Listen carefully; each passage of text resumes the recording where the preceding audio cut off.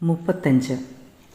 സങ്കീർത്തനം 35 ശാപസങ്കീർത്തനങ്ങളിൽ ഉൾപ്പെടുന്നു. ശാപസങ്കീർത്തനം എന്നാൽ വ്യക്തിപരമായ പ്രതികാരത്തിനു പകരം ദുഷ്ടന്മാർക്കെതിരെ ദിവ്യനീതിക്കു വേണ്ടിയുള്ള തീവ്രമായ അപേക്ഷയാണ്. അനീതി നേരിടുമ്പോൾ ദൈവത്തിൽ ആശ്രയിക്കാനും അവിടുന്ന് നീതി നടപ്പാക്കുമെന്ന് വിശ്വസിക്കാനും ഈ സങ്കീർത്തനം നമ്മെ പഠിപ്പിക്കുന്നു. 35 ദാവീദിൻ്റെ ഒരു സങ്കീർത്തനം.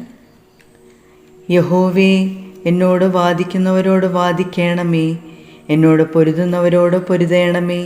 നീ പലകയും പരിചയം പിടിച്ച് എനിക്ക് സഹായത്തിനായി എഴുന്നേൽക്കണമേ.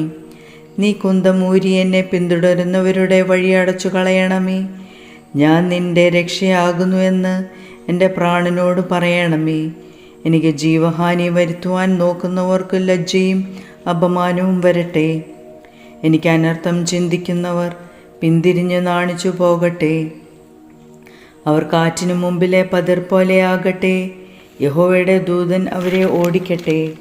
അവരുടെ വഴി ഇരുട്ടും വഴുവഴുപ്പും ആകട്ടെ. യഹോവയുടെ ദൂതൻ അവരെ പിന്തുടരട്ടെ. കാരണം കൂടാതെ അവർ എനിക്കായി വലയൊളിച്ചു വെച്ചു. കാരണം കൂടാതെ അവർ എൻ്റെ പ്രാണനായി കുഴി കുഴിച്ചിരിക്കുന്നു. അവൻ വിചാരിയാതെ അവന് അപായം ഭവിക്കട്ടെ.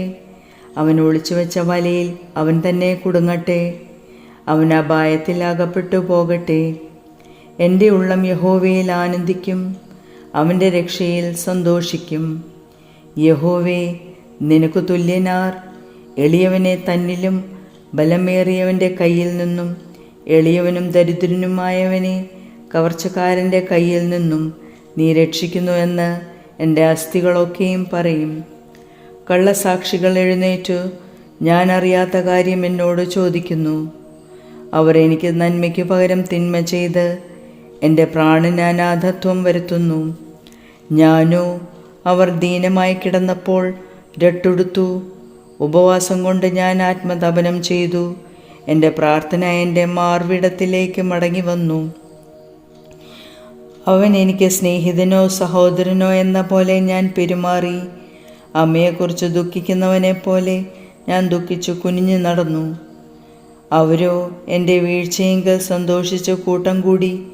ഞാൻ അറിയാത്ത അധമന്മാർ എനിക്ക് വിരോധമായി കൂടി വന്നു. അവർ ഇടവിടാതെ എന്നെ പഴിച്ചു പറഞ്ഞു.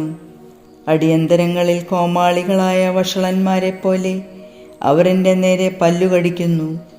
കർത്താവേ, നീ എത്രത്തോളം നോക്കിക്കൊണ്ടിരിക്കും? അവരുടെ നാശത്തിൽ നിന്ന് എൻ്റെ പ്രാണനെയും ബാലസിംഹങ്ങളുടെ വശത്തു നിന്ന് എൻ്റെ ജീവനെയും വിടുവിക്കണമേ. ഞാൻ മഹാസഭയിൽ നിനക്ക് സ്തോത്രം ചെയ്യും. ബഹുജനത്തിൻ്റെ മധ്യേ നിന്നെ സ്തുതിക്കും. വെറുതെ എനിക്ക് ശത്രുക്കളായവർ എന്നെക്കുറിച്ച് സന്തോഷിക്കരുതേ. കാരണം കൂടാതെ എന്നെ പകയ്ക്കുന്നവർ കണ്ണിമയ്ക്കുകയും വരുതേ. അവർ സമാധാനവാക്ക് സംസാരിക്കാതെ ദേശത്തിലെ സാധുക്കളുടെ നേരെ വ്യാജകാര്യങ്ങളെ നിരൂപിക്കുന്നു.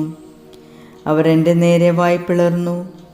നന്നായി, ഞങ്ങൾ സ്വന്തം കണ്ണാൽ കണ്ടു എന്ന് പറഞ്ഞു. യഹോവേ, നീ കണ്ടുവല്ലോ, മൗനമായിരിക്കരുതേ. കർത്താവെ, എന്നോടകന്നിരിക്കരുതേ. എൻ്റെ ദൈവവും എൻ്റെ കർത്താവുമായുള്ളവേ, ഉണർന്നെൻ്റെ ന്യായത്തിനും വ്യവഹാരത്തിനും ജാഗരിക്കണമേ.